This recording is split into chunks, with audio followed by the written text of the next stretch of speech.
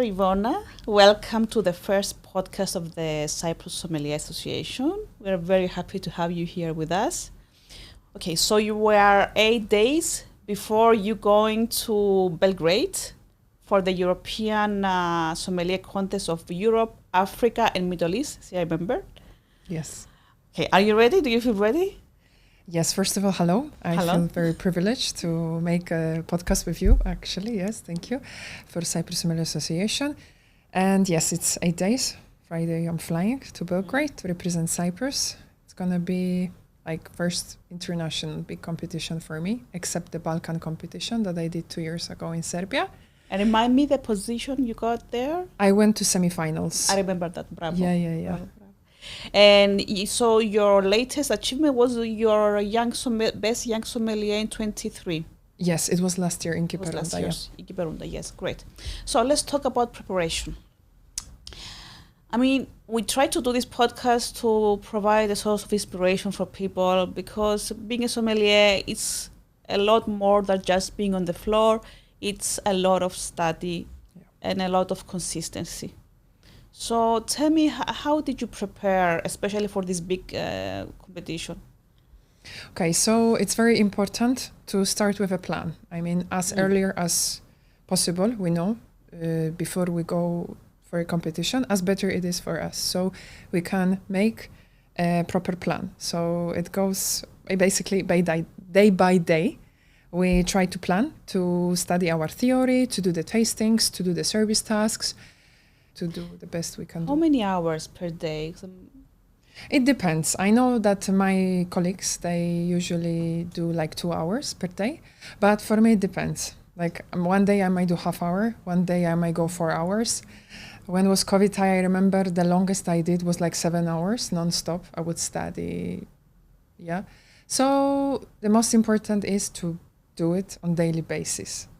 Every day, consistency. Yes. And as I know, there aren't any written materials in the sense there are no syllabuses even for ASI. You passed the diploma, so congratulations on that. Thank you so much. So there are no official, so you start studying country by country, region by region, from all aspects of viticulture, vinification, the laws, the styles. I started basically by everything I found. So I will just Google. I remember I started from France. So I just Google on YouTube regions in France. And then I will go one by one. Then I remember I found this Wine Folly website. Yes. That it's very helpful. She has good maps. Yes, the maps especially, So a bit of everywhere. And then I found Guildsom, which I truly recommend to everyone. It's the best platform for studies. You need to subscribe though. Yes. You subscribe and then you have access to the seminars, to the webinars, to these amazing maps. Yes, but it's really worth it. Yes. It's really worth it, Okay, so your service task as well, you practice as well these service tasks. Yeah. And apart from wine, you study spirits and coffee, beers, and tea, maybe cigars, I don't know. Yes, as well. Non-alcoholic beverage as well.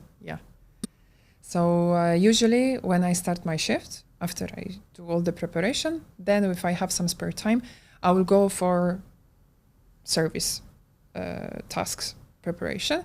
So I will say Monday I do decanting, Tuesday I will go for sparkling, Wednesday I will go for still wine opening. So I try to do that. And of course, spirits is including in my daily basis. So every day I am asking my colleagues at work to put me like 4 beverages. And then the fun starts, basically. It's unbelievable. Yesterday, my fellow colleague Lambros, he put me, I think it was Calvados, yes. And I said it was cognac. And I was I couldn't believe I missed that. But it can be very tricky though. But it's very exciting. Lovely. You went to a boot camp in Spain in September. How was that? So I saw your stories on Instagram and they looked really inspiring and it was amazing experience. It actually opens your mind in a way that you didn't think it's possible. So there was a lot of specialists in that industry that you could ask and you could get an answer immediately for the things that you were searching for answers long. Like me, I had some questions that nobody could ask me, but there I get like all my answers. And it was amazing experience. Theory, service task, and the tastings. It was really, really, really wow. And it was me and Jana from Cyprus. Yes, Jana, yes. Yeah, amazing experience, really. Good. So you entered the world of competitions, okay, which is a very interesting thing to do because it keeps you alert all the time. Yeah. Which area of being a sommelier do you really like? Because the sommelier world is a huge world. Yeah. You can be a theorist, you can be a consultant, you can be a sommelier on the floor, you can enter competitions, you can do all of this combined. Is there something that how many years are you a sommelier? I started 2019, but I wasn't taking it seriously because I was working that time as a barista. And in Four Seasons, they started basically lessons about sommelier once per week. And then I attended them, but I wasn't really feeling that because I didn't understand anything. I didn't know that time what is Bordeaux, what means Chateau. You were a barista, yes. Yes, I still remember people were laughing at me, because I didn't know what that term means. And then was a COVID in 2020, and we had so much free time. And I was like, okay, now is the time to dig deeper and see where it goes. So I went all in, end of 2020.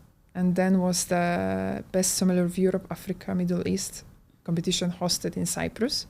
Yes. And I was volunteering there. And there I opened 2021. Yes, October. Yeah. Yes.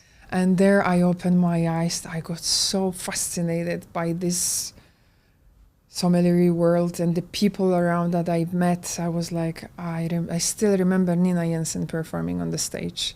This in amazing the theater. Woman. Yes. And I was like, I want to be like her. I just think about it, I have goosebumps. It was like... I have goosebumps as well now. Because I remember the Nina Jensen working at the Rialto stage. And I was watching it from home. I couldn't come, but... it was like a breakthrough moment for me. And then I decided, I really want to push myself. And then in 2020... No, it was the same year or next year. We had the national competition in Cyprus that Sotiris he won and I was second. I think it's 2022, some months after the European. Yes. Yeah. May, I think, 2022. Yeah. And Sotiris won and? I was second, yes. Because I remember I was on the stage at the finals and the judges, and I remember it was so exciting to see. I just knew you, and then in 2 years, I just saw you in the finals. I'm like, good. She must be doing a lot of work. She must be studying a lot. And I remember I was so fascinated that you climbed up. So it was good.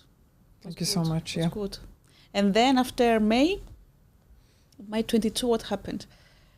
After May, I remember I was so exhausted by that competition. I was like, okay, I'm done. And then everyone was approaching me after that competition and telling me, Iwona, this is just beginning. You cannot stop. This is beginning. And I was like, what? What are you talking about? No, Iwona, keep pushing. Great job. And then I gave it a thought. And I officially got the title at work that I will be working as a sommelier because we didn't have open position that time. I was working as a bartender. And this gave me like a kick, like a push. And I said, okay, let's try and let's see. The universe was calling you. I believe so, really. And and since that time I'm pushing, I'm setting new goals. I am currently working on my Court of Master Sommelier Advance. I really want to pursue that. So you have your certified, I know. You got your diploma from the ASI, which is the top ASI qualification.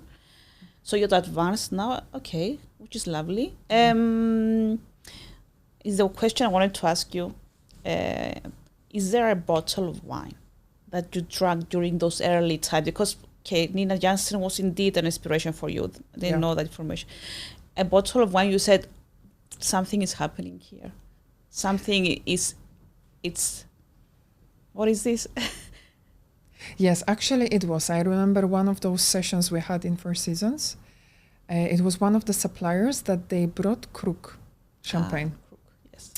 And there was so much debate on that and so much detail and focus on that champagne. And I could see people around me getting fascinated by that. And I was like, okay, this is like creme de la creme, they say, of champagne.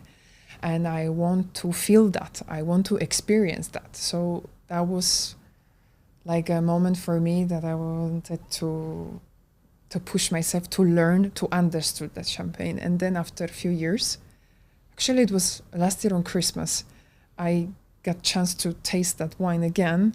And I had tears in my eyes, because I actually was getting all what I didn't get the first time when I tasted. You understood. You were demystifying in your brain. You were applying your knowledge and your experience into that glass that before that you knew that you liked it but didn't know how to. Yes, exactly. And I think that's the thing with wine studying. If you're talking about me, that I did my wine studies and I started studying, is not only remembering facts and laws, and because many people outside this world think that it's memorizing and closing your eyes and just tasting aromas, okay? Yeah. But the truth is, the more you know, the more you can connect the dots and see, okay, so this champagne, it's kind of sweet, but then it has this high acidity and there's a balance. The complexity of that wine is there because the evolution happened in the glass, in the bottle there. I mean, but you are applying things. Or Madeira, they did Madeira because they were shipping it and it had to be fully fortified so it wouldn't go bad. There are things that, I think that's the beauty of wine studying, is you apply anthropology, sociology, psychology, geography, all in a glass. Exactly. So, yeah. I had a thought because I was reading Nina Jensen's declaration of leaving the industry at 31 the other day, and I meet people and we discuss things about the sommelier world. And what is now the role of the modern sommelier for you? Has it changed because you're recently new, but you are in the field now. You are doing all the aspects: competing, serving, studying, meeting people, going to boot camps, seeing people from other cultures.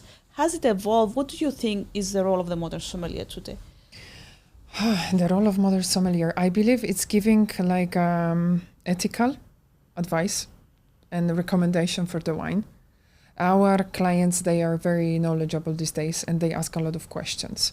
There is a big trend towards non-alcoholic wines, and yesterday I had a guest that he was asking me about non-alcoholic wines and how they are made and if we sell those. So it's important to give the right answers and to satisfy our guest and make the recommendation to be as close to their preferences as possible. I'm not speaking only about wine, generally about sake, about cocktails, about teas, even coffees. So it's really important to be in each aspect of beverages to have at least a basic knowledge. Yeah. So the modern sommelier evolves just as the modern customer evolves. They're more knowledgeable. They have access to knowledge. Some of them are really study their beverages. I mean, the customer can know about wine. I want to drink something specific, their sake. So you have to adapt to this, not just recommend and leave. Yes, and also they prefer to have 1-2 glasses instead of having a bottle, which I'm seeing recently a lot. Like it used to be before. Customers will get a bottle. But there are some days, like I will sell only glasses, which is very interesting. In a restaurant? In a restaurant, yeah. Okay, let me think about it. They are ordering, let's say they're going to have 2 glasses. Yeah. They will order 2 different types. Yes. Yeah, to taste to see, Yes. to have the experience, to have. Like they will start with champagne, for example, or Franciacorta, and they will want something white, then will go something red, and perhaps they will take a dessert wine. So to have the experience, Yes. not just a bottle. Yes, exactly.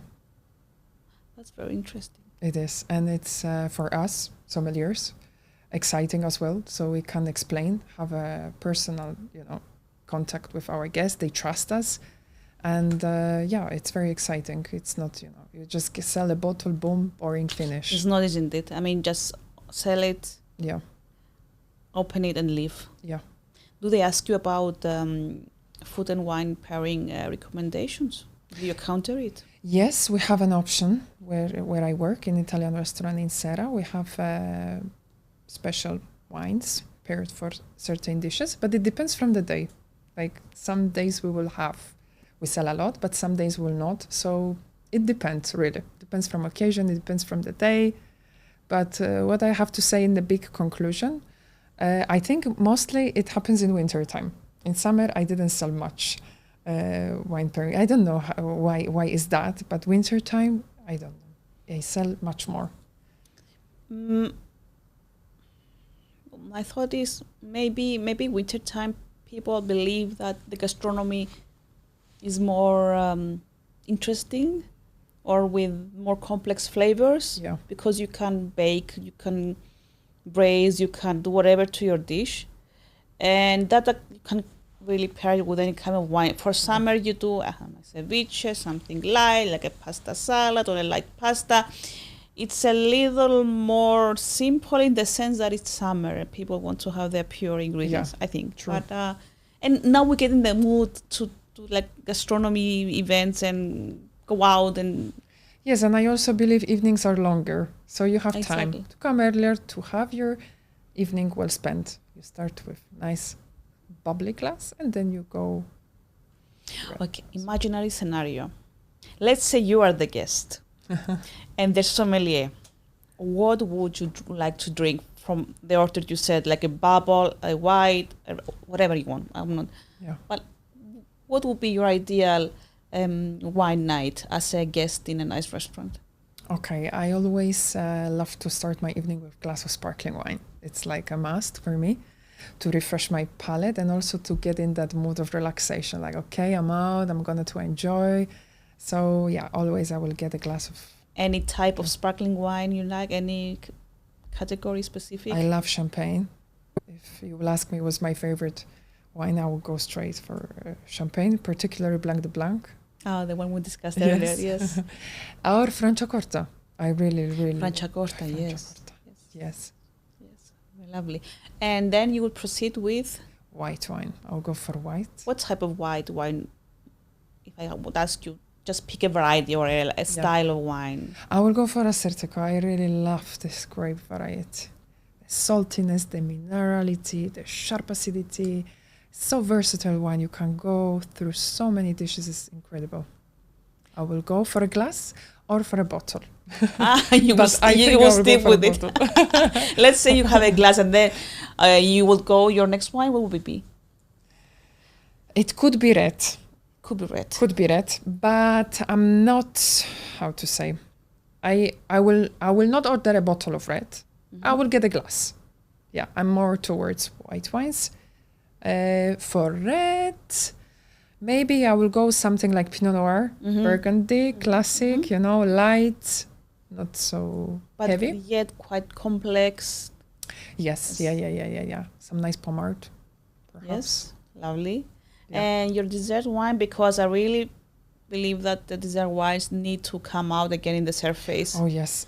Because, I mean, they suffered a lot. And now you know that sherry are allowed not to be fortified anymore. Yes. So maybe that's a start for be modern, the fortified and the dessert wines be more modern. Yeah. So what would you choose as a dessert wine? I feel responsible, to be honest, for that. Since I work on the floor, I'm trying to educate as much as possible about the guests about sweet wines, because they are in huge decline. It's completely the opposite what was in the past. So Commandaria, it has a special place in my heart. I really, really, really enjoy Commandaria, naturally sweet, sun-dried grapes. What else from the sweet dessert wine? I really love the muscat from Ayamavri, from Kilani village. Make a lovely muscat, Ayamavri, yes. And from something out of Cyprus, could be Vinsanto, for example, from Greece. Yeah. Yes. Or even the Muscat de Pandeleria from Donna Fugata, they make from a small island out of Sicily. Yes, I know. I saw a documentary about it. Incredible. With this, from the Zippo, which is the Muscat. Okay, I wanna talk a bit about the Cyprus wine scene. I believe that us in the wine world, we have to help the Cyprus wine scene, which thank God is booming now because of the new forgotten grapes that resurfaced, the people that make them, cultivate them, new ideas, new styles. There's a lot of things happening. What is your position as a sommelier working in Cyprus about the promotion of Cypriot wines in the restaurants? So again, I feel like I'm ambassador. I am like the window from the Cyprus scenery to our guests. So I'm always trying to give them a small brief history about Cyprus, what grapes variety we have, and I try to promote a lot this small indigenous grape varieties. That's very small production like Morocanella, Promara, Spurtico, Vasilissa, Ophthalmo. Like I think apart from Xinisteri and Mavro, most of them are really small quantities. Even Maratheftico and Yanoudi and even Mavro, that is it has quantities. We are still now learning how to make nice wines out of Mavro. So there is in Xinisteri, there's so many ways to make it. Exactly. That I think you can play with all of these in all their forms. Limits. Indeed, yeah. So yes, I'm getting a lot of really nice feedback regarding our grapes here in Cyprus.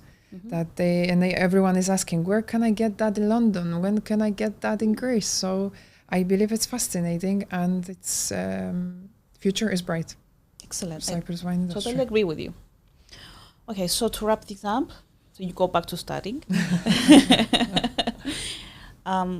What are the advice you would give to, first of all, a young sommelier, and secondly, to a person who is thinking of entering the culinary scene, this world as a sommelier? Any advice? Because I know it's not easy. It's not an easy job. You can be a sommelier and just go home, never study. Yes. And just but then. Yeah, it's difficult because we are missing. Sometimes we are losing the motivation, and we are thinking like how to get that motivation back. Mm-hmm. And young people who are trying to enter this world, first they need to understand if they like wine, if they like this world. So what I will recommend is trying to reach out to people who are involved in that industry. To get inspired? Yes. Mm. Ask them questions. What are their advices? Try to touch this world. Try to enter some various tastings, master classes. And you need to stay true to yourself. You need to ask yourself, do I really like it? Mm. Do I really want to do it? And you need to be aware of the hours that you need to spend. You need to be dedicated for what you are doing. It's part of you, part of your life. You need to get obsessed with wine. It's like you wake up, you think about wine. You go to bed, you think about wine. It needs to be part of you. So this is one of the jobs that you have to like what you do. You cannot get away with, because there will be the difficult times, especially for people who work even at night, which is very difficult work, and then they have to wake up and do some studying. Yes. And follow this path. So they have to like wine in order to feel that they can be committed. I mean, I'm sure I'm sure you must have felt disappointed or tired or wanting to thinking like, am I doing the right thing? Is this obsession healthy for me? Yeah. Am I missing out something from my life? Have you thought about these things, Iwona? Yes, actually a lot. And now I'm thinking what's going to be my next move. And there's many, actually, what you just said, it's very difficult to work only night shifts. I work only night shifts, basically. And sometimes, you just get one day off. So you need to have also work-life balance. You need to have time for studying. And then you ask yourself, is it really worth it? Am I doing the right thing? But then when you go tastings, when you do events, you get this motivation back and you're like, yes, I'm in the right track. I love what I do and I want to continue. So yes, it's very challenging. It's difficult, but it pays off. And nothing comes easy in life. And I believe I like that. If you stay true to your goals and you believe in what you are doing, you are not missing out on anything. So.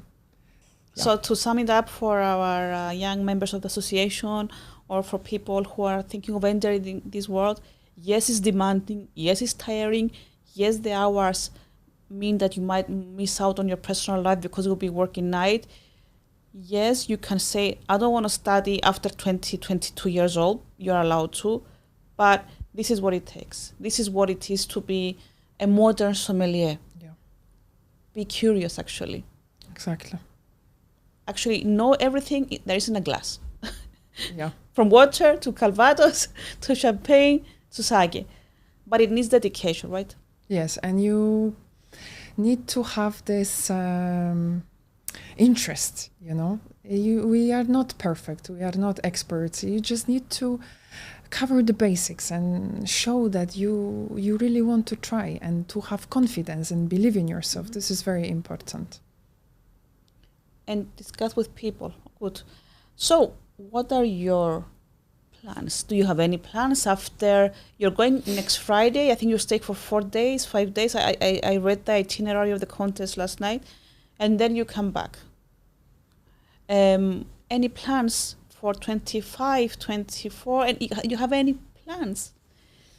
Okay, so when I come back from Belgrade, of course, there is a big national competition in Cyprus. So 25th and 26th of November, yes. Taking place in Amathus.